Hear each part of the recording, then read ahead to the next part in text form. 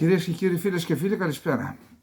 Απόψε είναι Δευτέρα, 12 Φεβρουαρίου του 2024. Εύχομαι μια καλή εβδομάδα σε όλους. Είχα την τύχη να είχα στην Στρατιωτική Σχολή Ευελπίδων, δευτεροετής νομίζω, κάναμε ένα μάθημα ηλεκτρονικά. Και είχα την τύχη να έχω, μαζί με τους άλλους συμμαθητές φυσικά, ως καθηγητή, τον τότε ταγματάρχη Σαμψόν Νικόλαο, ο οποίος εκείνη την εποχή, 1978-79, μας έφερνε τις παραδόσεις του μαθήματός του σε φωτοτυπίες. Για πρώτη φορά είδαμε φωτοτυπίες τότε. Έτυχε λοιπόν μετά να είμαι για αρκετά χρόνια μαζί με τον κύριο Σαμψόν, ο οποίος κατάγεται από τα Τσιπόπουλο Ρεθύμνης, ένα ιστορικό χωριό, και μου έχει μιλήσει πολλές φορές για τις επαναστάσεις της Κρήτης. Ότι ιδιαίτερα η ορεινή Κρήτη ήταν σε μία συνεχή επανάσταση από τότε που υποδουλώθηκε και από τους Άραβες και από τους Οθωμανούς. Σήμερα είπαμε ότι είναι 12 Φεβρουαρίου. Είναι μια ιστορική μέρα για την Κρήτη. Γιατί θα έλεγε κανείς ότι ήταν η τελευταία επανάσταση εναντίον των Οθωμανών. Σαν σήμερα επιτέθηκαν οι επαναστάτες το 1878, επιτέθηκαν στο φρούριο Ιζεδίν των Χανίων και στη συνέχεια θα δούμε τι πέτυχαν. Να δούμε τι προηγήθηκε. Το 1878 ήταν σε εξέλιξη ο λεγόμενος Ρωσοτουρκικός πόλεμος, ο οποίος κατέληξε στην υπογραφή της συνθήκης του Αγίου Στεφάνου. Άγιος Στέφανος είναι ένα προάστιο της Κωνσταντινούπολης, όπου σήμερα το λένε Γεσίλκιοι, όπου και το αεροδρόμιο μέχρι προ λίγων ετών, το αεροδρόμιο το Ατατούρκο όπως το λένε. Μέχρι εκεί έφτασαν οι Ρώσοι και οι Τούρκοι υποχρεώθηκαν να υπογράψουν τη συνθήκη του Αγίου Στεφάνου, με την οποία ιδρυόταν η Μεγάλη Βουλγαρία, και δια της Μεγάλης Βουλγαρίας οι Ρώσοι έκαναν πράξη το όραμα του Μεγάλου Πέτρου να ανοιχτούν στις θερμές θάλασσες, στο Αιγαίο. Αυτό λοιπόν βοήθησε τους Έλληνες της Κύπρου, αυτή η κατάσταση. Στη συνέχεια φυσικά η συνθήκη του Αγίου Στεφάνου αναιρέθηκε και η Μεγάλη Βουλγαρία αναιρέθηκε στο συνέδριο του Βερολίνου, όπου εκεί έγιναν όλα τούμπα, και για να επιβραβεύσει η υψηλή πύλη την Αγγλία, που έσυρε τη Ρωσία, την Τζαρική, στο Βερολίνο και ανέρεσε τις μεγάλες απώλειες της Οθωμανικής Αυτοκρατορίας, πούλησε την Κύπρο τότε στους Βρετανούς, ήταν το αντίδωρο δηλαδή, και έκτοτε η Κύπρος υφίσταται τα δεινά και τις συνέπειες αυτής της περίεργης συναλλαγής των Βρετανών με τους Οθωμανούς. Είμαστε λοιπόν στο 1878. Λίγα χρόνια πριν, 12 χρόνια πριν, είχε προηγηθεί μια άλλη επανάσταση των Κρητών, η οποία επανάσταση των Κρητών υποχρέωσε τον Σουλτάνο 2 χρόνια μετά, το 1868, να υπογράψει, για να δω τι ακριβώς πώς το λέμε, να υπογράψει τον περιβόητο οργανικό νόμο, με τον οποίο έδινε ορισμένα προνόμια στους Κρήτες. Ήταν δηλαδή σε φάση αποδυνάμωσης η Οθωμανική Αυτοκρατορία και άρχισε να υποχωρεί. Εκεί λοιπόν αυτόν τον οργανικό νόμο, παρότι τον υπέγραψε ο Σουλτάνος, δεν τον εφάρμοσαν οι τοπικοί διοικητές και υπέφεραν οι Κρήτες, και εξ αυτού του λόγου φτάσαμε στην εξέγερση και στην επανάσταση της 12ης Φεβρουαρίου του 1878. Είπαμε λοιπόν ότι έπεσε, ότι η Οθωμανική Αυτοκρατορία ιτήθηκε, και κατόπιν αυτού έγινε και πιο εφεκτική απέναντι στους επαναστάτες. Στα τέλη του 1877 έστειλε στην Κρήτη τον Κωστία Δοσίδη Πασά και τον Σελίμ Εφέντη, ένα χρόνο πριν δηλαδή, προκειμένου να παρουσιάσουν νέα προνόμια στον οργανικό νόμο του 1868, γιατί αφού ήδη τα παραβίαζαν οι Οθωμανοί. Οι κριτικοί απέρριψαν τις προτάσεις, ζητούσαν να κηρυχθεί η Κρήτη αυτόνομη και διοικητής της να είναι χριστιανός, ο οποίος θα εκλέγεται με την εγγύηση των μεγάλων δυνάμεων. Τις αρχές του 1878 όλα ήταν έτοιμα για τη μεγάλη εξέγερση. Σαν σήμερα, 12 Φεβρουαρίου του 1878, 2.000 Κρήτες επαναστάτες επιτέθηκαν στο τουρκικό φρούριο Ιζεδίν στα Χανιά. Η επίθεση αυτή σήμαινε την αρχή της Επανάστασης, η οποία ξεκίνησε μεν από τη Δυτική Κρήτη, εξαπλώθηκε όμως σε ολόκληρο το νησί. Μετά την ήττα της Τουρκίας από την Ρωσία, οι μεγάλες δυνάμεις 3 μήνες μετά την υπογραφή της συνθήκης του Αγίου Στεφάνου, 3 μήνες μετά, στις 13 Ιουνίου του 1878, έσυραν την Ρωσία στο Βερολίνο απειλητικά και εκεί τέθηκε το ζήτημα και της αυτονομίας της Κρήτης. Ενώ ήδη είχαν επαναστατήσει από τις 12 Φεβρουαρίου οι Κρήτες, οι Έλληνες της Κρήτης, τέθηκε το ζήτημα της αυτονομίας. Αποδυναμωμένος ο Σουλτάνος, αφού είχε φάει στο κεφάλι τη συνθήκη του Αγίου Στεφάνου, δέχθηκε λοιπόν και υπέγραψε την περίφημη σύμβαση της Χαλέπας, η οποία καθιέρωνε, με την οποία δεχόταν στην ουσία τα αιτήματα των Ελλήνων της Κρήτης, δηλαδή αυτονομία, χριστιανό διοικητή και ίδρυση της κρητικής χωροφυλακής.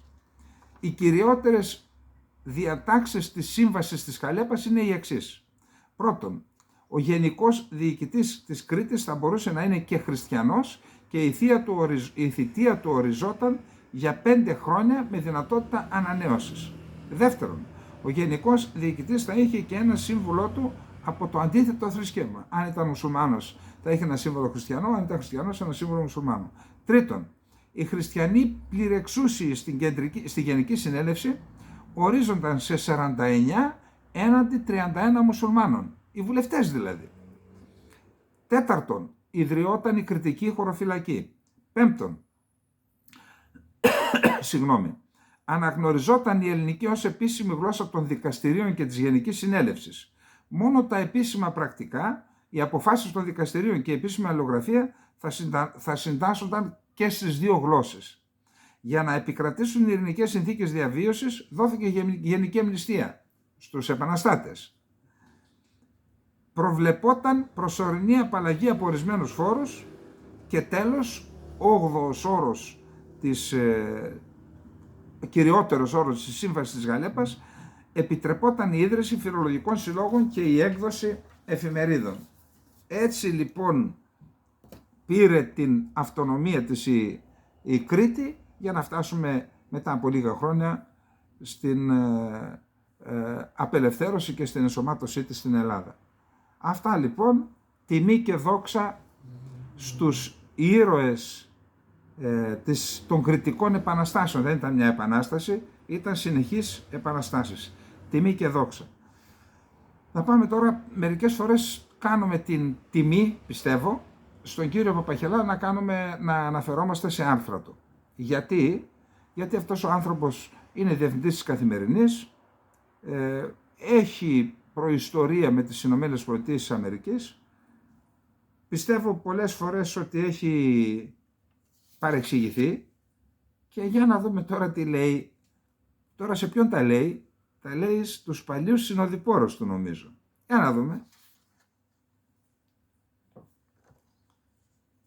Στη διπλωματία οι ψευδαισθήσεις συνιστούν κατάρα και παγίδα. Διάβαζα τους τίτλους εφημερίδων και ιστοσελίδων για τις πρόσφατες δηλώσεις του Τούρκου Υπουργείου Εξωτερικών Φιντάν. Επαναφέρει τις τουρκικές προκλήσεις. Ήταν ένας τίτλος που έπαιξε πολύ. Είναι όμως λανθασμένος. Η Τουρκία δεν έχει ποτέ βγάλει από το τραπέζι τις διεκδικήσεις της. Ποτέ. Αντιθέτως κρατάει μία πολύ διάφανη στάση που δεν επιδέχεται παρεξηγήσεις. Σημαίνει αυτό ότι δεν πρέπει να μιλάμε? Προφανώς όχι. Και η Ελλάδα και η Τουρκία χρειάζονται την περίοδο ηρεμίας που διανύουμε για διαφορετικούς λόγους σε κάθε μια. Η Τουρκία γιατί θέλει να κλείσει μέτωπα και να πάρει το πολυπόθετο πράσινο φως για τα αμερικάνικα F-16 και να διασφαλίσει ότι θα παραλάβει ομαλώς τα γερμανικά υποβρύχια.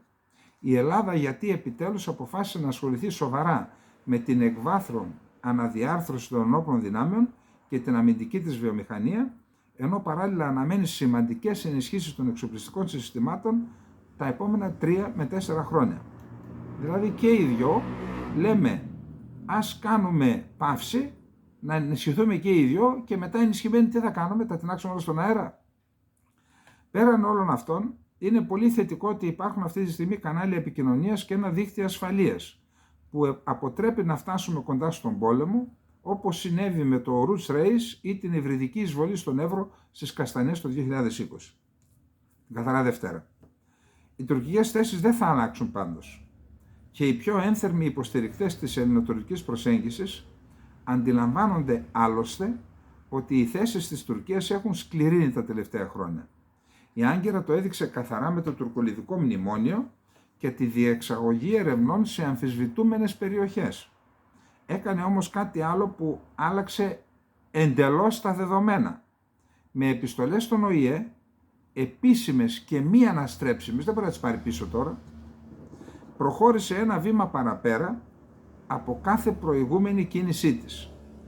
Ισχυρίζεται ότι όλα τα νησιά του Ανατολικού Αιγαίου, από τη Λίμνο μέχρι το Καστελόριζο, είναι παρανόμως στρατιωτικοποιημένα και ότι κατόπιν αυτού η ελληνική κυριαρχία σε αυτά είναι αμφισβητούμενη. Δεν σταματάει όμως εκεί και συνεχίζει η τουρκική θέση. Λόγω αμφισβητούμενης κυριαρχίας, τα νησιά αυτά δεν μπορούν να ληφθούν υπόψη για την οριοθέτηση θαλασσίων ζωνών. Επειδή ξεκινήσαμε μιλώντας για ψευδαισθήσεις, καλό είναι να καταλάβουμε ότι η Τουρκία δεν επαναφέρει καμία διεκδίκησή της. Τις έχει εκεί, διευρυμένες, πάνω στο τραπέζι.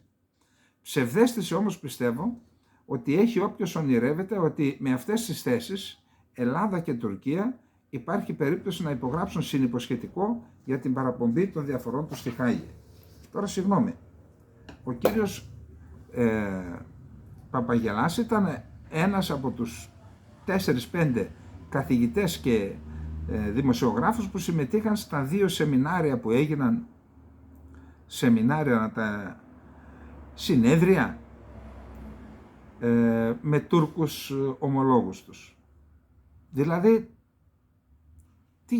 τώρα το κατάλαβε, όταν τα έκανε αυτά δεν. Εν πάση περιπτώσει, αυτά που είπε ο κύριος Παπαγελάς, εντάξει, μπορώ να το επικαλεστώ. Τα λέγαμε από την πρώτη μέρα, πρωτού ξεκινήσουν να κάνουν τη διακήρυξη των Αθηνών και όλα, ακριβώς αυτά. Πώς θα πάει η Τουρκία, θα υπογράψει συνυποσχετικό. Από πού θα μετρήσουμε, αφού αμφισβητεί. Δεν το είπαμε από την πρώτη μέρα. Και άλλοι μας λέγανε τώρα είναι ευκαιρία, 4 μάλιστα γράφανε. Πάμε να δούμε τώρα τι άλλο γίνεται. Κρατηθείτε όμως, πάρτε και κανένα χάπι. Πάρτε και ένα, σαν αυτά που μην πω τώρα ποιος παίρνει και παρεξηγηθώ. Λοιπόν, ο Δημήτρης Διακομιχάλης είναι πρώην δήμαρχος της Καλύμνου. Έγραψε ένα άρθρο, επώνυμο. Ο άνθρωπος ξέρει το θέμα, είναι ο άνθρωπος ο οποίος ως δήμαρχος πλήρωνε τον βοσκό, τις βενζίνες του για να πηγαίνει στα ήμια να φροντίζει το κοπάδι με τις αίγες που είχε εκεί και ήταν αυτό και μία έκφραση άσκησης εθνικής κυριαρχίας πάνω σε αυτά τα νησιά. Επί δεκαετίες. Τα έκοψε η κυβέρνηση του κ. Σιμίτη νομίζω μετά. Νομίζω. Ή, δεν ξέρω και η επόμενη, δεν ξέρω. Για να δούμε τι μας λέει ο κύριος. Η εισβολή στα ελληνικά χωρικά ύδατα από τουρκικές μηχανότρατες δεν μπορεί να αντιμετωπίζεται ως ένα θέμα που εντάσσεται στο πακέτο των εθνικών μας θεμάτων που πρέπει να επιληθεί ως να ήταν μια ελληνοτουρκική διαφορά. Δεν είναι. Η καθημερινή εισβολή των τουρκικών μηχανοτρατών στα ελληνικά χωρικά ύδατα, οι οποίες φτάνουν σε απόσταση 300-400 μέτρων από τις ελληνικές ακτές, έχει γίνει πλέον καθεστώς με ό,τι αυτό σημαίνει για τα εθνικά συμφέροντα της χώρας με πολλές παρενέργειες. Μερικές από αυτές. Μειώνει τα αλλιευτικά αποθέματα της χώρας σε βάρος των Ελλήνων ψαράδων. δημιουργεί ζητήματα που σχετίζονται με τη βιωσιμότητα του αλευτικού επαγγέλματος από την Αλεξανδρούπολη μέχρι το Καστελόριζο. Ζουν χιλιάδες άνθρωποι από αυτό. Παραβιάζει την Ευρωπαϊκή Νομοθεσία που προβλέπει ότι από την 1η Ιουνίου μέχρι την 30η Σεπτεμβρίου απαγορεύεται η αλληλεία με μεχανότρατες εντός των χωρικών μας υδάτων, ενώ από 1η Οκτωβρίου μέχρι 31η Μαΐου επιτρέπεται μεν η αλληλεία, αλλά σε απόσταση μεγαλύτερη του 1,5 μιλίου από τις ακτές. Ταυτόχρονα οι τουρκικές μεχανότρατες, μιας και η Τουρκία δεν είναι μέλος της Ευρωπαϊκής Ένωσης και με τσαμπουκά που λέμε τουρκικό, ψαρεύουν στα ελληνικά χωρικά ύδατα χωρίς να υπολογίζουν κανέναν, αφού οι ελληνικές αρχές δεν εφαρμόζουν τα προβλεπόμενα από την ελληνική νομοθεσία για την παραβίαση των θαλασσίων συνόρων. Αυτή η πρακτική της καθημερινής παραβίασης των χωρικών μας υδάτων από τις τουρκικές μεχανότρατες συνιστούν πραγματική παραβίαση των εθνικών κυριαρχικών μας δικαιωμάτων στη θάλασσα και της εθνικής κυριαρχίας. Και εμείς είμαστε απλοί θεατές. Αυτή η εξέλιξη δεν είναι τυχαία. Εντάθηκε από την επομένη όταν ο Τσίπρας είπε ότι η θάλασσα δεν έχει σύνορα. Και όταν με τον ποινικό κώδικα του 2019, 1η Ιουλίου του 2019, χωρίς καμία αιτιολογία, καταργήθηκε το αδίκημα της αλληλείας στα χωρικά μας ύδατα, όπως προβλεπόταν από τον ποινικό κώδικα που ίσχυε από το 1951, ο οποίος προέβλεπε ότι εάν σε πιάσουν να ψαρεύεις σε ελληνικά χωρικά ύδατα, σε συλλαμβάνουν προσαγωγή, δικαστήριο και φυλακή. Και τους έδωσε τους Τούρκους δηλαδή το 2019 ο ποινικός κώδικας το δικαίωμα να ψαρεύουν μέσα στα ελληνικά χωρικά ύδατα. Δεν μπορεί να το πιστέψει κανείς, αλλά πιστέψτε το. Πιστέψτε το, και εγώ δεν μπορούσα να το πιστέψω, αλλά το κατάπια. Και από εκεί και μετά πήραν οι Τούρκοι εντολή από τον Ερντογάν να αλωνίζουν σε όλο το Αιγαίο. Σχεδόν όλη την πρώτη τετραετία Μητσοτάκη, κυρίως μετά τα γεγονότα στις Καστανιές, η φύλαξη των θαλασσίων συνόρων ήταν αρκετά αποτελεσματική, όμως εδώ και 1,5 χρόνο, όσον αφορά την εισβολή των Τούρκων στα ελληνικά χωρικά ύδατα, τα πράγματα δεν πηγαίνουν καλά. Γι' αυτό οφείλει η ελληνική πολιτεία να μην ανοιχτεί άλλο αυτήν τη σκληρή πραγματικότητα, τόσο για τη φύλαξη των θαλασσίων συνόρων, όσο για την προστασία των ψαράδων μας και των αλλιευτικών αποθεμάτων της χώρας. Οι δυνατότητες υπάρχουν στην ελληνική ακτοφυλακή. Αυτό όμως για να γίνει πρέπει να υπάρχουν ξεκάθαρες οδηγίες από την πολιτική ηγεσία της χώρας προς την ελληνική ακτοφυλακή. Για τους παραβάτες, επιτέλους η κυβέρνηση πρέπει να εφαρμόσει αυστηρά την ισχύουσα νομοθεσία που ψήφισε η ίδια 12/11 του 2021 και θεσπίστηκε εκ νέου το αδίκημα της παράνομης αλληλείας στην Αιγιαλίτιδα ζώνη για να σταματήσει επιτέλους η παραβίαση των χωρικών μας υδάτων από αλλιευτικά σκάφη ξένων χωρών. Το νέο αυτό θεσμικό πλαίσιο προβλέπει ποινές από 10 ημέρες μέχρι 5 χρόνια. Επίσης προσαρμόστηκε και ενεργοποιήθηκε εκ νέου το άρθρο 33 του Αλλιευτικού Κώδικα, ώστε οι ποινές να εκτελούνται σε βάρος όλων των μελών του πληρώματος του σκάφους. Όλους. Τεράστια ευθύνη στην κατάσταση που έχει διαμορφωθεί φέρει και η Ευρωπαϊκή Ένωση, διότι οι περιοριστικές πολιτικές που έχει δεν αφορούν την Τουρκία, την Τινησία, τη Λιβύη και την Αίγυπτο. Με αποτέλεσμα οι Τούρκοι ψαράδες να κανιβαλίζουν τα χωρικά μας ύδατα. Τώρα, η Ευρωπαϊκή Ένωση είναι συγκλονιστικά αυτά που λέει. Για όλα τα παράκτια κράτη, μέλη, ζήτησε να δημιουργήσουν μια αλλιευτική ζώνη 12 ναυτικών μιλίων, σαν να επεκτείνουν τα χωρικά ύδατα στα 12 μίλια, με απόφαση του Συμβουλίου της 25ης Ιανουαρίου 1983.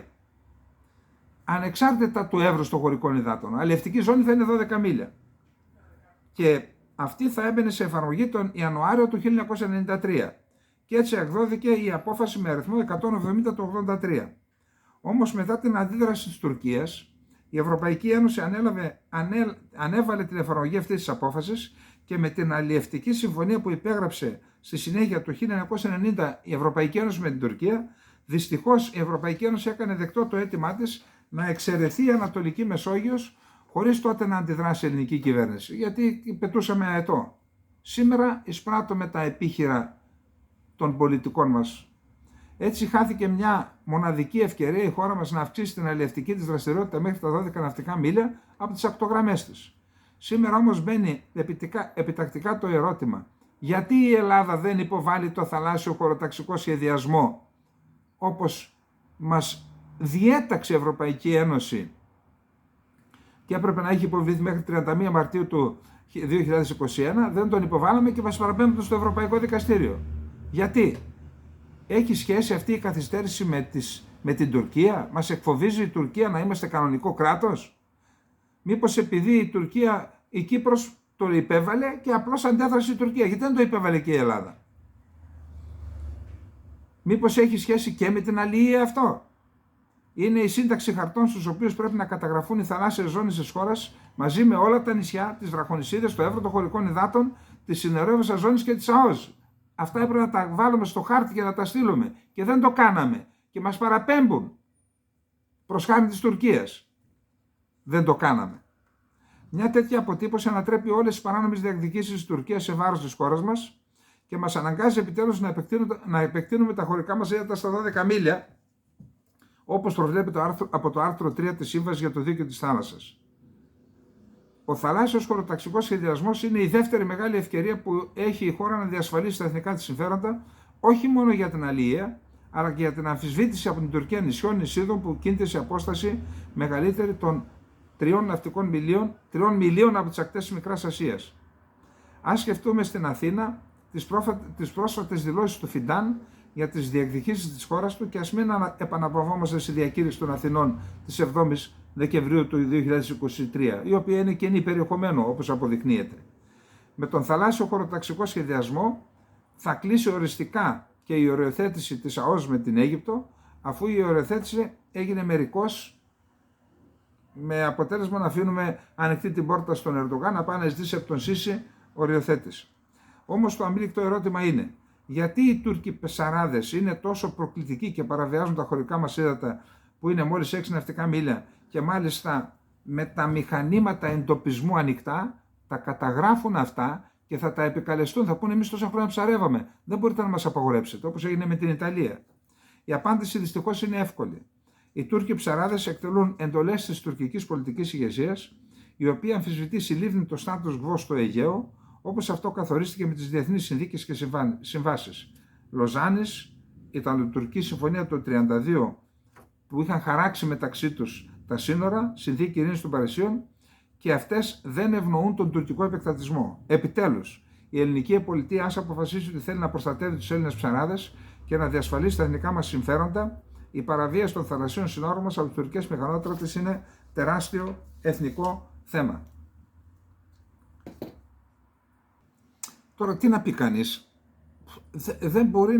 δεν μπορεί να διανοηθεί κανείς πώς είναι δυνατόν η Ελλάδα να λέει ότι είναι κράτος όταν δεν λειτουργεί ως κράτος, όπως αποδεικνύεται. Δηλαδή σήμερα, 2024, Τούρκοι ψαρεύουν στα 150-200 μέτρα από τις ακτές και δεν πάει το λιμενικό να το συλλάβει. Και όταν το είπα αυτό μια φορά στον Αντένα, παρουσία υπουργών, με αμφισβήτησαν. Και λέω εντάξει, δηλαδή δεν είπα απλώς αυτό, έχω μαρτυρίες αξιωματικών του λιμενικού και οι αξιωματικών μου λένε ότι τους βλέπουν μέχρι και τη Μύκονο να ψαρεύουν. Ειδοποιούμε πάνω από το σκάφος, ειδοποιούμε το κέντρο, λέει, εδώ υπάρχει τουρκικό αλλιευτικό, ψαρεύει, κάνει παραβίαση. Παραβιάζει τα χωρικά ύδατα, ψαρεύει στα χωρικά ύδατα. Το λέμε μέσα, λέει περιμένετε, παίρνουν στο λιμενικό εδώ στα κεντρικά, τα κεντρικά λένε μην πειράζετε, μην δημιουργήσουμε πρόβλημα και λέει δεν τους κάνουμε τίποτα. Με αμφισβήτησαν λοιπόν. Εντάξει, λέω εγώ, μπορεί να μου λένε ψέματα οι λιμενικοί. Μπορείτε να μου πείτε μία περίπτωση που έχει συλληφθεί Τούρκος ψαράς και έχει καταδικαστεί? Και με κοίταζαν σαν μουγγί. Σας πληροφορώ λοιπόν, δεν θα βρείτε κανέναν. Και αυτοί που παραβιάζουν είναι δεκάδες ή και εκατοντάδες. Δώστε μία εξήγηση. Ένας μελετητής ο οποίος μελετά δεδομένα του ελληνικού κράτους μου είπε ότι τα επόμενα 10 χρόνια, 8 χρόνια που είναι πολύ δύσκολα για την Ελλάδα. Γιατί η Ελλάδα πιθανόν, αν δεν γίνει κάτι που δεν μπορεί κανείς να το σκεφτεί, θα υποχρεωθεί και πάλι να υπογράψει μνημόνιο.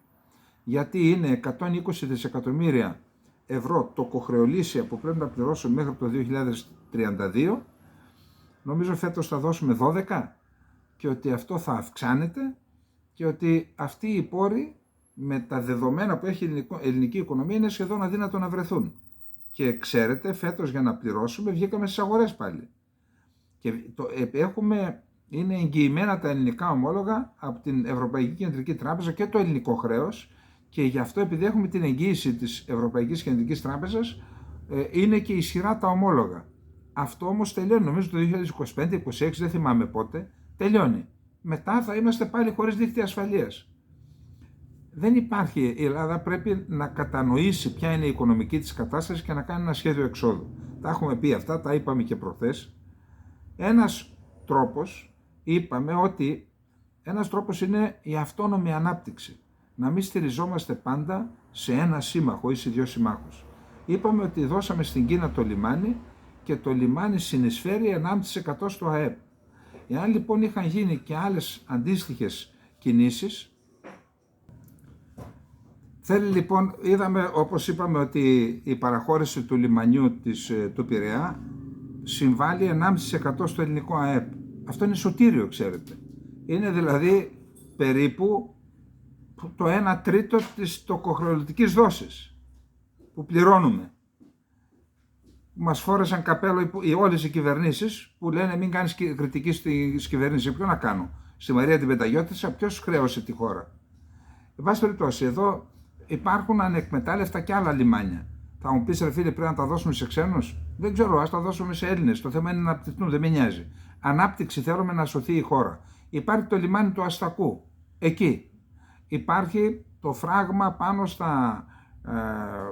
στα Άγραφα, νομίζω, το οποίο θα κάνει την εκτροπή του Αγχελώου. Από ό,τι διαβάζω δεν υπάρχει περιβαλλοντικό πρόβλημα. Έχουμε εξοδέψει 1,5 δις εκεί. Αν φέτος πήγαμε στον Αστακό και παρουσιάσαμε το βιβλίο για τον Καρασεβδά με τον κύριο Τσακανίκα και πέρασε από τον Αγχελώου 15 Αύγουστο. Φουλ νερό χύνεται στη θάλασσα.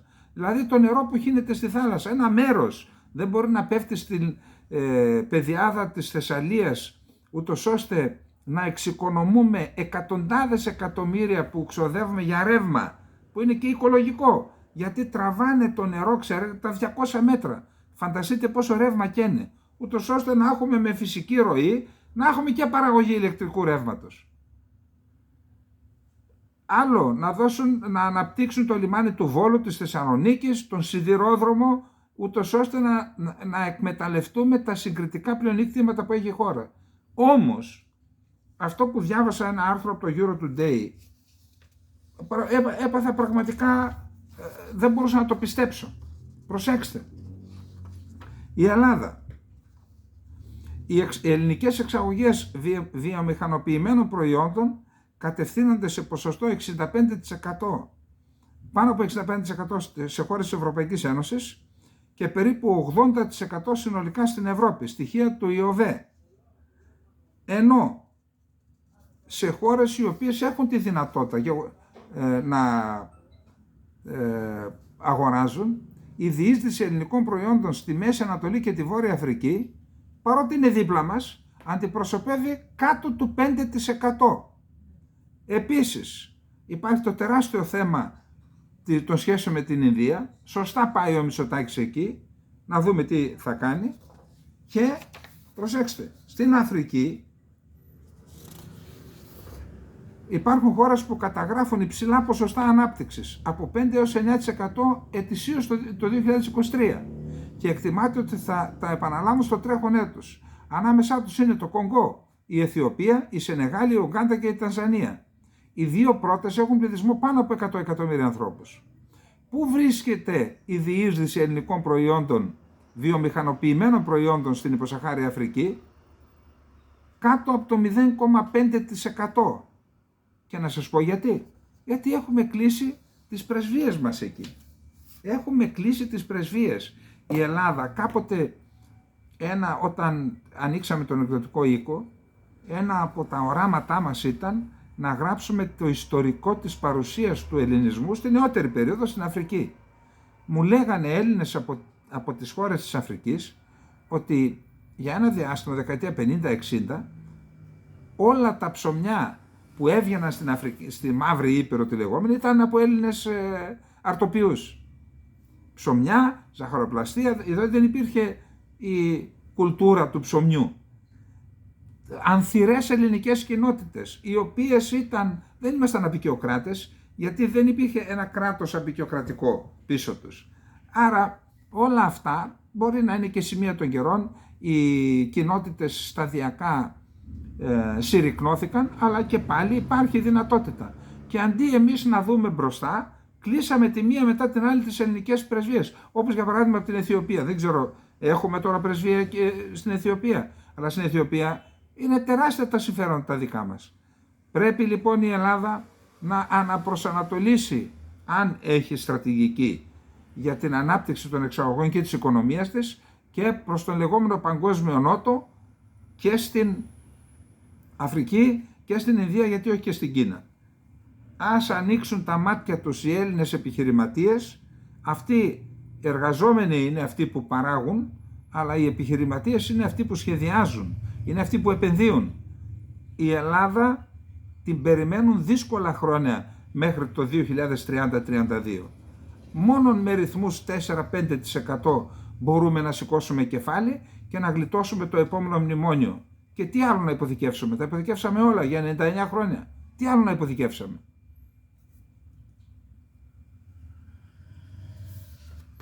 Από τα μεσάνυχτα απόψε πάβουν να ισχύουν τα διαβατήρια τα οποία έγραφαν πάνω Μακεδονία, Δημοκρατία της Μακεδονίας, και πλέον θα λέγεται η ονομασία που δεχτήκαμε με τη συνθήκη των Πρεσπών.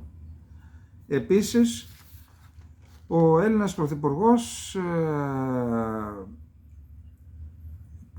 κάνει επίσκεψη στο Βελιγράδι, συναντήθηκε εκεί με τον Βούσιτς και εκεί γίνονται προσπάθειες ανάπτυξης των οικονομικών σχέσεων. Νομίζω ότι εκεί οι Έλληνες επιχειρηματίες στην Σερβία και στα Βαλκάνια νομίζω τα πάνε καλά, αλλά αυτό δεν αρκεί. Πρέπει ξανά να αναπτυχθεί το ελληνικό δαιμόνιο στον αραβικό κόσμο και γι' αυτό η Ελλάδα πρέπει να είναι προσεκτική όταν κάνει δηλώσεις είμαστε στη σωστή πλευρά της ιστορίας.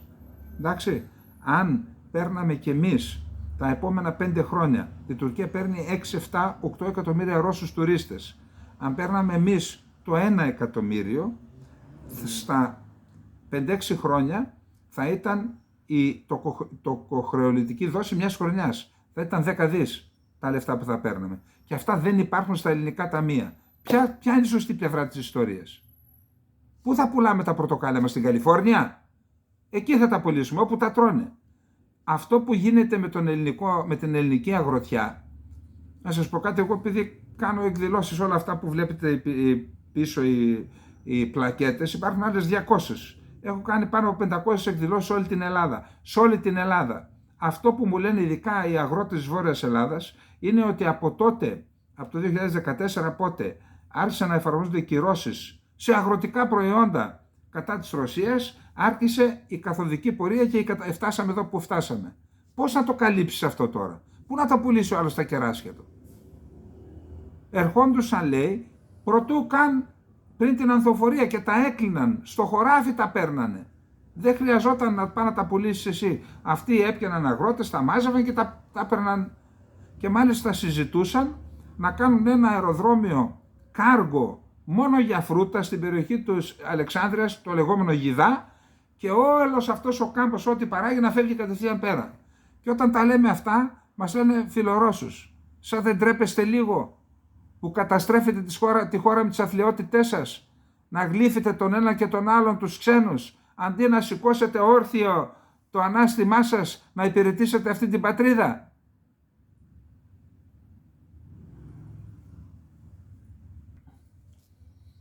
Την Τετάρτη, σήμερα Δευτέρα, Τρίτη Τετάρτη επισκέπτεται ο Ερντογάν το Κάιρο. Αν και όπως είπαμε χθες, υπάρχουν διαβεβαιώσεις. Έδωσε προσωπικά ο Σουκρού, ο Υπουργός Εξωτερικών της Αιγύπτου, έδωσε προσωπικά διαβεβαιώσεις ότι δεν πρόκειται να τεθούν θέματα που θίγουν τις σχέσεις της Αιγύπτου με την Κύπρο, ούτε θέματα ΑΟΣ, ούτε θέματα ενέργειας. Αυτό διαβεβαίωσε ο Σουκρού με την Κυπριακή Δημοκρατία. Όμως, για να γράφει η Deutsche Welle, ξέρετε, η Γερμανία μπορεί να μην φαίνεται η δράση της σε επίπεδο είτε διπλωματικό είτε μυστικών υπηρεσιών, αλλά από ό,τι ξέρω από την Τουρκία είχαν πολύ σημαντική διείσδυση σε πολλούς τομείς. Αθόρυβα, κανείς δεν ξέρει τη μυστική τους υπηρεσία, αλλά κάνουν δουλειά, ξέρουν πράγματα. Και όλα αυτά που συλλέγουν είτε οι διπλωματικές υπηρεσίες είτε η παραδιπλωματία που είναι η κατασκοπία, γιατί μέσω παραδιπλωματίας γίνεται όλο αυτό το έργο, όλα αυτά καταλήγουν στην Deutsche Welle, εντάξει, η οποία Deutsche Welle αναφέρεται στο ταξίδι του Ερντογάν στο Κάιρο. Εφόσον δεν υπάρξει κάποια αλλαγή της τελευταίας στιγμής, ο Ερντογάν πρόκειται την ερχόμενη Τετάρτη, μεθαύριο δηλαδή, να επισκεφτεί το Κάιρο και να συναντηθεί με τον Αμπτέλ Φατάχ Αλ Σίσι. Μάλιστα η Deutsche Welle χαρακτηρίζει την επίσκεψη αυτή ιστορική. Λέει λοιπόν, μια επίσκεψη ιστορική, αφού οι δύο χώρες είχαν διακόψει διπλωματικές σχέσεις το 2013, όταν ο Μόρση ανατράπηκε, όταν ο κολλητός του Ερντογάν τότε. Ο Ερντογάν τότε ήθελε η μουσουλμανική αδελφότητα να επικρατήσει στην Ανατολική Μεσόγειο, αρχηγός θα ήταν αυτός και όλοι οι άλλοι από κάτω. Όταν τον ανέτρεψε ο Σίσι λοιπόν, τότε διέκοψαν διπλωματικές σχέσεις, βρίστηκαν, έγιναν πολλά.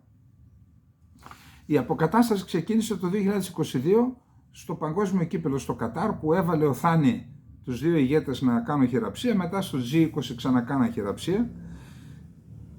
Η επίσκεψη του Ερντογάν ολοκληρώνει αυτήν τη μακρά διαδικασία προσέγγισης, που πολλοί αναρωτιούνται αν θα δημιουργήσει ένα νέο περιφερειακό άξονα στην περιοχή της Μεσογείου και της Μέσης Ανατολής, σε μια στιγμή μάλιστα που ο πόλεμος στο Ισραήλ φαίνεται να συνεχίζεται με τη τελευταία επικίνδυνη εστία τη Ράφα. Αναλυτές στην Τουρκία βλέπουν αμοιβαία συμφέροντα στη σύσφυξη των τουρκο-αιγυπτιακών σχέσεων. Η Άγκυρα, λένε, επιθυμεί να βελτιώσει τη θέση της στα έργα φυσικού αερίου στην Ανατολική Μεσόγειο, καμπανάκι στην Αθήνα και στη Λευκοσία, όπου η Αίγυπτος παίζει σημαντικό ρόλο, αλλά και να διασφαλίσει την υποστήριξη του Προέδρου Σίση σε περιφερειακά θέματα, όπως ο πόλεμος στη Γάζα. Ίσως το πιο σημαντικό, επισημαίνουν, είναι ότι η οριοθέτηση της τουρκικής ΑΟΣ με το Κάιρο στην Ανατολική Μεσόγειο θα μπορούσε να δώσει στην Άγκυρα ένα σημαντικό διαπραγματευτικό χαρτί στη διαμάχη της με την Ελλάδα και την Κύπρο. Τότε τι θα έχουν να πούν όλες οι κυβερνήσεις που δεν φρόντισαν να οριοθετήσουν την ΑΟΣ της Ελλάδας με την Κύπρο? Όταν θα έρθει και θα μπει σφήνα η Τουρκία με την Αίγυπτο, τι θα έχουν να πούν?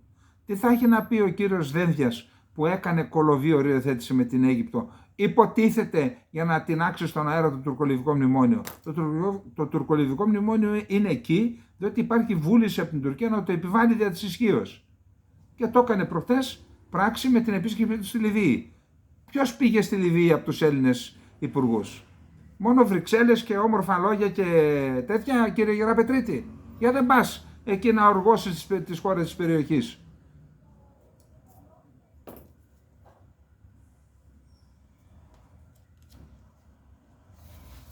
Λοιπόν, όσον αφορά την Κύπρο,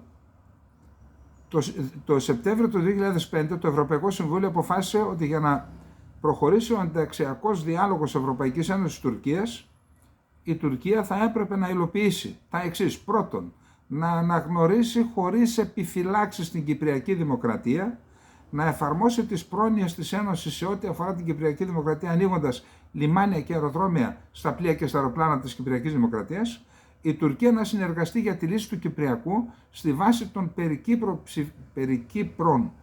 περικύπρου ψηφισμάτων του Συμβουλίου Ασφαλείας και των αρχών και των αξιών επί των οποίων εδράζεται η Ευρωπαϊκή Ένωση. Εκτός από αυτό, την απόφαση δηλαδή του Ευρωπαϊκού Συμβουλίου, είχαμε και την αντιδήλωση της Ευρωπαϊκής Ένωσης του Σεπτεμβρίου του 2005, στην οποία επαναλαμβάνονται οι ίδιες υποχρεώσεις για την Τουρκία προκειμένου να προχωρήσει ο ενταξιακός διάλογος. Σας πληροφορώ ότι τίποτα από αυτά δεν έγινε, και όχι μόνο δεν έγινε, η Σουηδία, για να ξεπληρώσει την άρση του βέτο, έχει γίνει ο φανατικότερος υποστηρικτής της Τουρκίας στην Ευρωπαϊκή Ένωση, και έτσι περιθωριοποιούνται οι υποχρεώσεις της, οι κυπρογενείς υποχρεώσεις της Τουρκίας, και δυστυχώς και η Ελλάδα, που δέχθηκε να βάλει, όπως μας πληροφόρησε ο κύριος Φιντάν, δέχθηκε να βάλει την Κύπρο, να τη βάλουμε στο πλάι, και έτσι έμεινε σχεδόν μόνη της στιγωνιασμένη η Κυπριακή Δημοκρατία και οι κυπρογενείς υποχρεώσεις της Τουρκίας στον κάλαθο των αχρήστων. Άλλη πληροφορία, ούτε αυτό το είδαμε να παίζει πουθενά. Η Ολγκίν Κουεγιάρ είναι ειδική αντιπρόσωπος του Γενικού Γραμματέα του ΟΕΕ για το Κυπριακό. Πήγε στην Κύπρο, ήρθε στην Αθήνα, πήγε και στην Άγκυρα.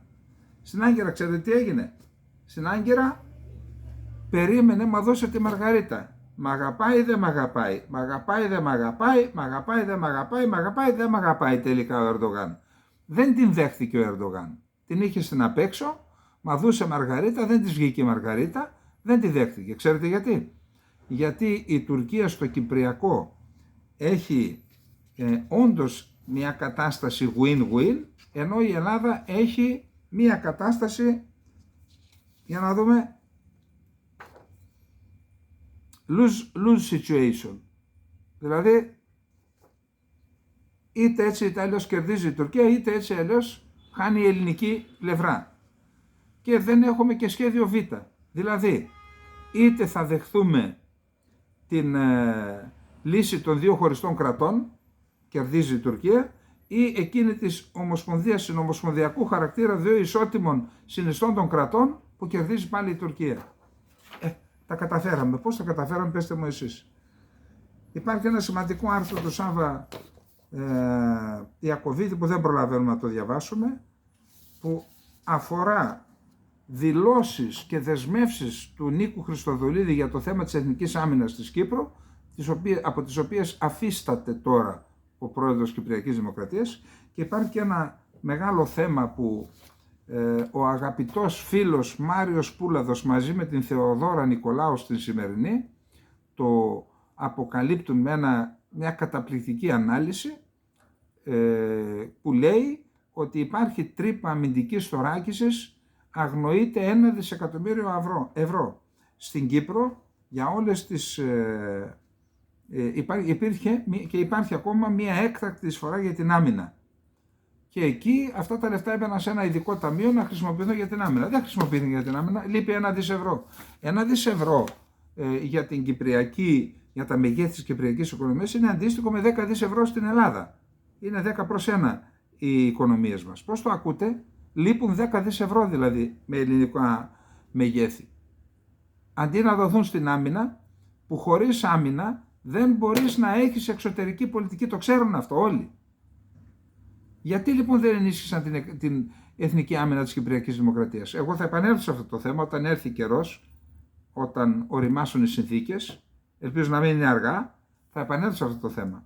Χωρίς αποτρεπτική ισχύ η οποία θα κάνει και τον Ερντογάν αλλά και το διοικητή του σώματος στρατού κατοχής να μην μπορεί να κοιμάται τα βράδια, γιατί μπορεί οι γιαούριδες να μας πετάξουν τη θάλασσα ένα πρωί, αν δεν φτάσουμε σε αυτό το σημείο, δεν υπάρχει περίπτωση να πετύχουμε λύση κατελάχιστον αποδεκτή στο Κυπριακό και βιώσιμη. Δεν υπάρχει περίπτωση.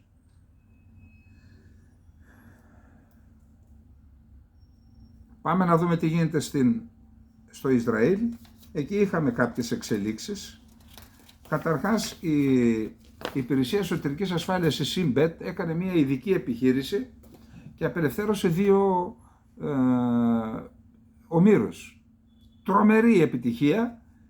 Ακούστε, όταν λέμε τέτοια πράγματα δεν χαιρόμαστε ούτε με τον έναν ούτε με τον άλλον. Τεχνοκρατικά, επειδή έχουμε και την έξι της προτέρας δουλειάς, όταν βλέπουμε μια πετυχημένη επιχείρηση κατασκοπίας, μια πετυχημένη ειδική επιχείρηση, δεν μας νοιάζει ποιος την έκανε. Γι' αυτό λέμε πολύ πετυχημένη. Δεν είμαστε ούτε με τον ένα ούτε με τον άλλον. Αυτό να το ξεκαθαρίσουμε, έτσι. Λοιπόν, για να δούμε τώρα, τρομερή επιχείρηση τώρα. Καταρχάς πώς τους εντόπισαν, πώς διείσδησαν, πώς τους διέσωσαν, χωρίς να πάθουν τίποτα, τους έφεραν πίσω. Οι υπηρεσίες ασφαλείας και ο στρατός του Ισραήλ ανακοίνωσαν ότι απελευθέρωσαν 2 ομήρους που είχαν απαχθεί 7 Οκτωβρίου. Αυτή η επιχείρηση έγινε χθες το βράδυ προς σήμερα το πρωί, Κυριακή προς Δευτέρα. Ο Φερνάντο Σιμών Μαρμάν, 60 ετών, και ο Λουίς Χαρ, 70 ετών, ανακτήθηκαν κατά τη διάρκεια νυχτερινής επιχείρησης στη Ράφα που διεξήγαγαν από κενού ο στρατός, η ΣΥΝΜΠΕΤ, η Υπηρεσία Εσωτερικής Ασφάλειας και η αστυνομία, σύμφωνα με κοινό δελτίο τύπου που έδωσαν στη δημοσιότητα. Οι όμηροι διακομίστηκαν στο νοσοκομείο Σίμπα, στο κεντρικό Ισραήλ, ανακοίνωσε η δομή υγείας. Γιατροί επιβεβαίωσαν ότι βρίσκονται σε καλή κατάσταση οι άνθρωποι. Μια θετική, πέραν του ότι ήταν μια πετυχημένη επιχείρηση, μια θετική εξέλιξη, δύο άνθρωποι απελευθερώθηκαν. Τώρα, είχαμε πολύ σφοδρές, ανέβηκαν το επίπεδο της έντασης των βομβαρδισμών και από αέρος και από θαλάσσες και από ξηράς. Στην Ράφα, τώρα οι αριθμοί που δίνονται για τους νεκρούς αλλάζουν από στιγμή στη στιγμή. Το πρωί ήταν 55, μετά έγιναν 150, τώρα μπορεί να έχουν ξεπεράσει τους 200. Γιατί υπάρχει εξαιρετικά πυκνοκατοικημένος τόπος. Δηλαδή όπου και να βαρέσει εκεί σκοτώνεις άνθρωπο. 1,5 εκατομμύριο σε μία μικρή περιοχή, καταλαβαίνετε. Τηλεφωνική επικοινωνία είχαν ο Biden με τον Νετανιάχου. Ο Biden φέρεται να ασκεί πίεση, δέχεται πίεση από τους δημοκρατικούς, που οι δημοκρατικοί έχουν μέσα τους και ανθρώπους που είναι κοντά στους Παλαιστίνιους. Δέχεται πίεση, την πίεση τη μεταφέρει στον Νετανιάχου. Είναι γνωστό ότι δεν είναι καλές οι σχέσεις των δύο ανδρών. Για πραγματική πρόοδο των διαπραγματευτών για ένα πλαίσιο συμφωνίας που θα εξασφαλίσει την απελευθέρωση των υπόλοιπων ομήρων που κρατούνται από την Χαμάς στη Γάζα, έκανε λόγο σήμερα υψηλόβαθμος αξιωματούχος της κυβέρνησης Biden. Η συμφωνία απελευθέρωση των ομήρων ήταν το κύριο θέμα της τηλεφωνικής συνομιλίας 45 λεπτών μεταξύ Biden και Νετανιάχου, παρότι υπάρχουν ακόμη κάποια σημαντικά κενά που πρέπει να κλείσουν, δήλωσε ο αξιωματούχος. Ο Biden υπογράμμισε στην τηλεφωνική αυτή συνομιλία ότι οι ΗΠΑ δεν υποστηρίζουν τις Ισραηλινές στρατιωτικές επιχειρήσεις στη Ράφα υπό τις παρούσες συνθήκες, με περίπου 1,5 εκατομμύριο ανθρώπους που έχουν καταφύγει εκεί να μην έχουν πού να πάνε.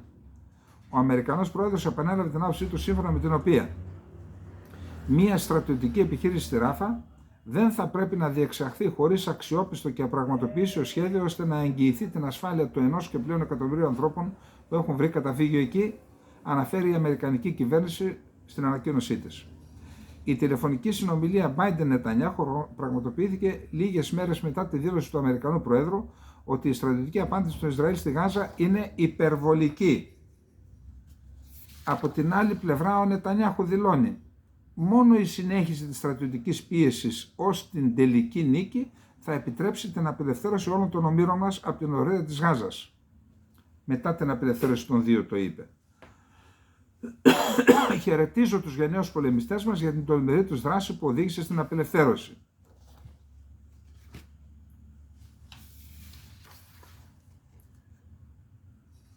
Αυτά με τον Biden τα είπαμε. Θα προσπαθήσουμε να κάνουμε ό,τι καλύτερο για να επιστρέψουν όλοι όσοι είναι ζωντανοί και οι σωροί επίσης όσων έχουν πεθάνει. Τη συνέχιση του πολέμου στη λωρίδα της Γάζας υπερασπίστηκε εκ νέου ο Πρωθυπουργός Νετανιάχου, λέγοντας σε συνέντευξη που μεταδόθηκε σήμερα ότι αρκετοί από τους 132 αναπομείναντες ομήρους είναι ζωντανοί ώστε να δικαιολογηθεί ο συνεχιζόμενος πόλεμος. Θα προσπαθήσουμε να κάνουμε ό,τι καλύτερο για να επιστρέψουν όλοι όσοι είναι ζωντανοί και ειλικρινά οι σωροί επίσης όσων έχουν πεθάνει, ανέφερε σε μια συνέντευξη που παραχώρησε στην εκπομπή This Week του ABC. Με ένα βίντεο που δόθηκε στη δημοσιότητα φαίνεται ο βασιλιάς της Ιορδανίας, ο Αμπντάλα είπαμε, ναι, να πιλοτάρει, είναι και πιλότος, σε μια επιχείρηση με την οποία η Ιορδανική πολεμική αεροπορία έριξε με αλεξίπτωτο δέματα με υγειονομικό υλικό και ανθρωπιστική βοήθεια στη Γάζα. Αυτό προφανώς έγινε με την άδεια του Ισραήλ, αλλιώς είναι αδιανόητο να πέρασαν εκεί αεροσκάφη. Λοιπόν, πάμε στο επόμενο θέμα και είναι τι γίνεται με το Ιράν, το Ιράκ, τη Συρία. Το Ιράκ και οι ΗΠΑ διεξήγαγαν συνομιλίες για να καθορίσουν ένα χρονοδιάγραμμα για τη σταδιακή αποχώρηση των δυνάμεων του συνασπισμού υπό την ηγεσία των ΗΠΑ στο Ιράκ, δήλωσε την Κυριακή εκπρόσωπος του Ιρακινού στρατού σύμφωνα με το Reuters. Οι συνομιλίες ξεκίνησαν τον Ιανουάριο Όμως λίγα 24 ώρα μετά είχαμε την επίθεση της Χεσμολάχ Καταέμπ, δηλαδή μιας Ισλαμιστικής οργάνωσης στο Ιράκ, στον πύργο 22 στην Ιορδανία, όπου σκοτώθηκαν 3 Αμερικανοί στρατιώτες. Μετά οι Αμερικανοί έκαναν επιθέσεις, σκότωσαν, κτύπησαν αρκετούς στόχους της λεγόμενης Ισλαμικής Αντίστασης, σκότωσαν και τον διοικητή της Χάσδη Σάμπε στη Βαγδάτη προχθές, και η πίεση για αποχώρηση των Αμερικανικών στρατευμάτων από πλευράς της Βαγδάτης και της Τεχεράνης έχει αυξηθεί.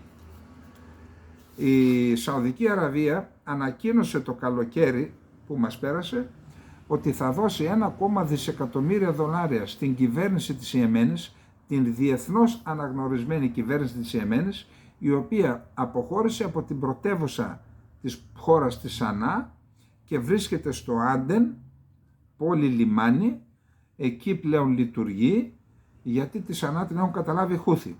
Είπε λοιπόν ότι θα δώσει 1,2 δισεκατομμύρια δολάρια στην νόμιμη κυβέρνηση για να βελτιώσει τα δημοσιονομικά της και να πληρώσει τους μισθούς του δημοσίου. 250 εκατομμύρια είχε δώσει, ήταν η πρώτη δόση τον Αύγουστο. Σήμερα έβαλε άλλα 250 εκατομμύρια για να βοηθήσει την νόμιμη κυβέρνηση.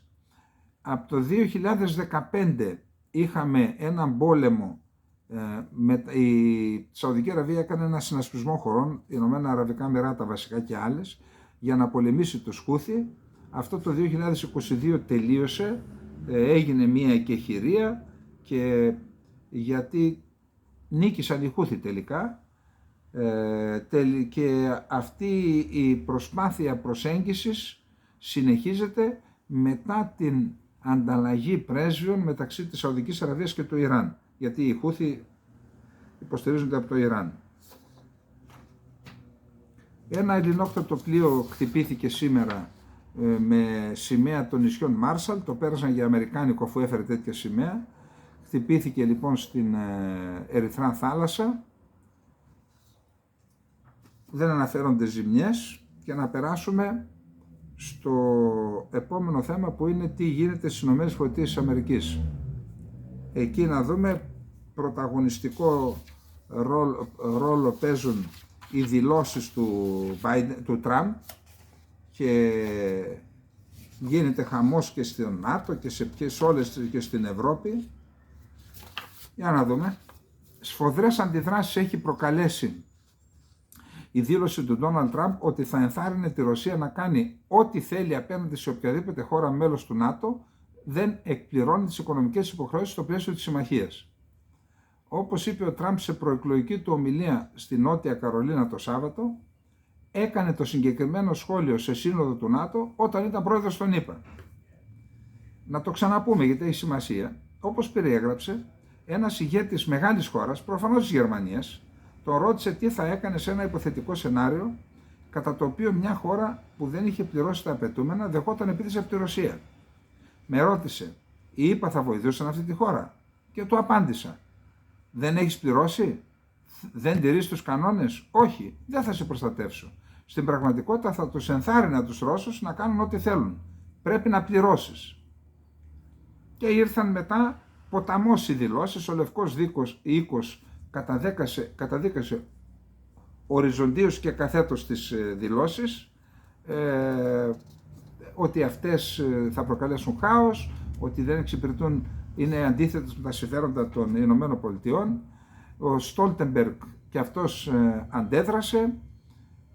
2 Ευρωπαίοι αξιωματούχοι, ο Επίτροπος της Ευρωπαϊκής Ένωσης για την Εσωτερική Αγορά, Τιερί Μπρετόν. Δεν μπορούμε να ρίχνουμε κορώνα γράμματα σχετικά με την ασφάλειά μας κάθε 4 χρόνια, ανάλογα με αυτήν είτε να είναι εκλογική αναμέτρηση, ειδικότερα τις αμερικανικές προεδρικές εκλογές, είπε ο Μπρετόν.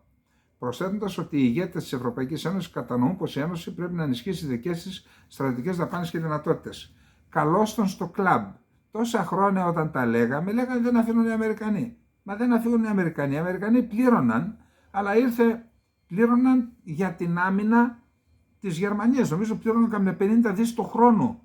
Και η Γερμανία σε ένα καθεστώς αποστατικοποίησης, οι ίδιοι οι Αμερικανοί και οι Άγγλοι και οι Ρώσοι, τα είπαμε χθες, είχαν επιβάλει, Δεν πληρώνουν, αφού δεν είχαν στρατό, τι να πληρώσουν. Και έτσι είχαν μια τρομερή ανάπτυξη. Εάν η Ελλάδα αυτό το 2% παραπάνω από τη Γερμανία που πλήρωνε τόσα χρόνια για την άμυνα, αν το μαζεύουμε αυτά τα τελευταία 70 χρόνια, είχαμε 150%. Θα είχαμε 0 σχεδόν εξωτερικό χρέος. Θα ήμασταν Ελβετία. Ένας από τους λόγους που η Γερμανία αναπτύχθηκε, ένας, δεν λέω ότι και εμείς τα κάνουμε όλα καλά, αλλά σου λέει ο άλλος, φίλε, πλήρωσε για την ασφάλειά σου, γιατί δεν σε πληρώνω εγώ. Δεν δικαιολογώ, αλλά προσπαθώ να ερμηνεύσω τι εννοεί. Και λέει τώρα, βέβαια, αφού βασιστήκαμε στους άλλους, τώρα ο άλλος εκβιάζει. Σου ανατινάζει τους αγωγούς για να μην παίρνεις φυσικό αέριο, σου καταστρέφει την οικονομία γιατί του έδωσες εσύ το δικαίωμα. Υπουργός Άμυνας της Πολωνίας, Βλάντισλαβ Κοσίνια Καμίζ. Το σύνθεμα του ΝΑΤΟ, ένας για όλους και όλοι για έναν, αποτελεί μια ξεκάθαρη δέσμευση. Το να υπονομεύει κανείς την αξιοπιστία των συμμαχικών χωρών σημαίνει ότι αποδυναμώνει ολόκληρο το ΝΑΤΟ.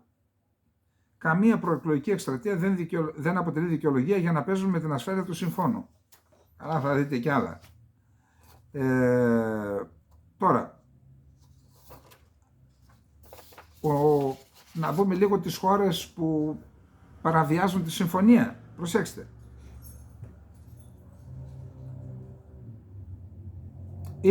Υπάρχει μια δέσμευση που αναλάβουμε όλες οι χώρες μέλη του ΝΑΤΟ να φτάσουμε τις δαπάνες στο 2%. Εντάξει. Ο Τραμπ λέει ότι δεν θα υπερασπιστεί, είναι οι 20 χώρες, μόνο 11 χώρες έχουν το 2%. Οι 20 χώρες δεν, άρα δεν θα υπερασπιστεί τις 20. 11 από 31 χώρες ξοδεύουν το 2% του ΑΕΠ για την άμυνα, ανάμεσά τους και η Ελλάδα. Άρα η Ελλάδα θεωρητικά δεν πρέπει να ανησυχεί. Ποιες είναι αυτές οι χώρες? Οι Ηνωμένες Πολιτείες, Πολωνία, Ελλάδα, Εσθονία, Λιθουανία, Φινλανδία, Ρουμανία, Ουγγαρία, Λετωνία, Βρετανία και Σλοβακία. Στη μαύρη λίστα, Λουξεμβούργο, Βέλγιο, Ισπανία, Ιταλία, Γαλλία. Επίσης, κάτω από το στόχο είναι Τουρκία, Σλοβενία, Καναδάς, Πορτογαλία, Τσεχία, Γερμανία, Δανία, Νορβηγία, Ολλανδία, Αλβανία, Κροατία, Βουλγαρία, Σκόπια και Μαυροβούνιο. Η Φινλανδία που είναι καινούριο μέλος, αυτή είναι πάνω από... Τώρα και οι New York Times τα έχωσαν στον Τραμπ που είναι κίνδυνος για τη διεθνή τάξη. Παρόλες τις δηλώσεις του και παρόλα τα προβλήματα, ο Τραμπ εξακολουθεί να προηγείται στις δημοσκοπήσεις για τις προεδρικές εκλογές του Νοεμβρίου έναντι του Biden. Σε δημοσκόπηση που διενήργησαν οι Financial Times αποκαλύπτεται ότι παρότι η οικονομία των ΗΠΑ καλυτερεύει και ο Dow Jones και όλα αυτά είναι στα ταβάνια, παρόλα αυτά το θέμα της αδυναμίας, της νοητικής αδυναμίας, της φερόμενης νοητικής αδυναμίας του Biden είναι σοβαρό πρόβλημα. Το 42% θεωρεί ότι ο Τραμπ είναι ικανότερος για θέματα οικονομίας από τον Biden που συγκεντρώνει 31%. Ένας στους 5, δηλαδή 21% δεν εμπιστεύεται κανένα από τους δυο. Μεγάλες διαφορές εντοπίζονται και στις ηλικίες. Πάντως το πρόβλημα με τη μνήμη, η Αμερικανική Γερουσία έκανε χθες ένα καθοριστικό βήμα με 67 ψήφους, η Γερουσία, όχι η Βουλή των Αντιπροσώπων, ενέκρινε ένα ποσό 95 δισεκατομμύριων δολαρίων που είναι για Ισραήλ, Ταϊβάν και Ουκρανία, τα μερίδα του λέοντος για την Ουκρανία, αλλά θα πρέπει να εγκριθεί και σε ψηφοφορία και με τους Ρεπουμπλικάνους που αντιδρούν. Εγώ δεν ξέρω τι ακριβώς διαδικασία ακολουθείται, πάντως λέω ότι πρέπει να περάσει από εκεί. Ο Μπορέλ, αυτός ο ήπιος άνθρωπος, ανέβηκε στα κάγκελα λόγω της δήλωσης Τραμπ. Το ΝΑΤΟ δεν είναι μια στρατιωτική συμμαχία à la carte που λειτουργεί ανάλογα με τη διάθεση που μπορεί να έχει ο πρόεδρος των ΗΠΑ, είπε ο Μπορέλ, προσερχόμενος στο άτυπο Συμβούλιο των Υπουργών Ανάπτυξης Βρυξέλλες. Επιτρέψτε μου να είμαι σαρκαστικός. Θα ακούσουμε πολλά στη διάρκεια αυτής της εκστρατείας. Ας είμαστε σοβαροί. Το ΝΑΤΟ δεν μπορεί να είναι μια στρατιωτική συμμαχία à la carte. Δεν μπορεί να είναι μια κυριαρχία που λειτουργεί ανάλογα με τη διάθεση του Προέδρου των ΗΠΑ που έχει κάποιες μέρες. Δεν μπορεί να είναι σήμερα ναι και αύριο όχι, να εξαρτάται από το ποιος είσαι εσύ. Ας είμαστε σοβαροί. Το ΝΑΤΟ ή υπάρχει ή δεν υπάρχει. Δεν θα ξοδέψω τον χρόνο μου σχολιάζοντας κάθε ανόητη ιδέα που έρχεται σε αυτή την προεκλογική εκστρατεία στη ΣΥΠΑ. Δεν το βλέπω καλά τον Μπορέλ. Είπε ανόητη ιδέα αυτά που είπε ο Τραμπ. Για να δούμε όταν συναντηθούν τι θα γίνει. Ο Υπουργός Άμυνας των ΗΠΑ, ο Λόιτ Όστιν, ξαναμπήκε στο νοσοκομείο. Κάπου είδα ότι ίσως είναι και στην εντατική και μεταβίβασε τις αρμοδιότητες του στην Υφυπουργό. Επίσης οι Financial Times έχουν ένα μεγάλο άρθρο του Γιδεών Ράχμαν, το οποίο είναι υβριστικό για τον Τραμπ, προδοτική η στάση του Τραμπ στην Ουκρανία. Τον τίτλο σας αναφέρω, αρκεί διαβάστε το, βρείτε και διαβάστε το, και να περάσουμε στο τελευταίο μας θέμα που είναι Ρωσία-Ουκρανία. Η Ουκρανία ανακοίνωσε ότι κατέρριψε τα 14 από 17 μη επανδρομένα αεροσκάφη που εκτόξευσε η Ρωσία εναντίον στόχων στην Ουκρανία.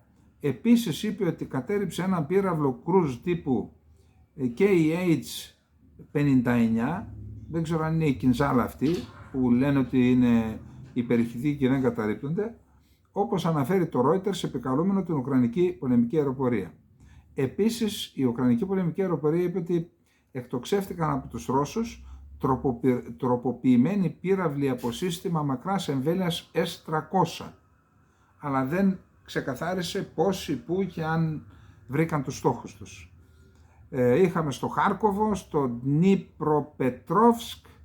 Επίσης διαβάζουμε ότι έστειλαν μία ταξιαρχία επιλέκτων για να υπερασπιστεί την Αυντέιβκα, η οποία βρίσκεται υπό ισχυρή πίεση των Ρώσων. Προφανώς αυτό είναι μία κίνηση που έχει αναλάβει ο νέος αρχηγός ΓΕΘΑ, καθότι ο προηγούμενος μάλλον είχε ξεγράψει την Αυντέιβκα, τώρα πήρε εντολή από τον Ζελένσκι να την κρατήσει, γιατί οι Αμερικανοί είπαν ότι άμα χάσετε την Αυντέιβκα δεν έχετε, ξεχάσετε την υποστήριξη. Η Ουκρανία κατήγγειλε σήμερα ότι οι ρωσικές δυνάμεις χρησιμοποιούν το δορυφορικό σύστημα της SpaceX του Elon Musk στην πρώτη γραμμή στα κατεχόμενα μέρη της Ουκρανίας. Αυτό υποστηρίζει η Υπηρεσία Στρατιωτικών Πληροφοριών του Κιέβου και λέει ότι αυτό υπονομεύει ένα σημαντικό πλεονέκτημα πεδίου μάχης για τον Ουκρανικό στρατό που είχαμε μέχρι τώρα. Αν έχουμε και αυτοί τις ίδιες ευκολίες, τότε είναι μεγάλο πρόβλημα. Από την πλευρά της η Starlink λέει εμείς δεν έχουμε καμία σχέση με το θέμα, δεν στέλνουμε ακτίνες στη Ρωσία, στέλνουμε στην Ουκρανία και στα κατεχόμενα. Κατά πάσα πιθανότητα οι Ρώσοι πήραν τερματικά Starlink, τα έχουν κοντά στα ουκρανικά, εκεί που δουλεύουν, και έτσι πιθανόν δεν έχει τη δυνατότητα να τα αποκλείσει ο Μάσκ. 5 βασικά διδάγματα για τη χρήση των ντρόν, θα το πούμε αύριο, αυτό είναι πολύ σημαντικό θέμα. Ο Πασινιάν έκανε δήλωση και είπε δεν είμαστε με την πλευρά των Ρώσων στον πόλεμο στην Ουκρανία, και έδωσε συμβιλική απάντηση για το αν η Αρμενία θα συνεχίσει να είναι μέλος στον Οργανισμό Συλλογικής Ασφάλειας, δηλαδή το ρωσικό ΝΑΤΟ, που αντικατέστησε το Σύμβολο της Βαρσοβίας, στο οποίο συμμετέχουν οι χώρες που προέκυψαν από τη διάλυση της Σοβιετικής Ένωσης. Αυτά είχαμε να πούμε για απόψε. Καληνύχτα, να είστε όλες και όλοι καλά.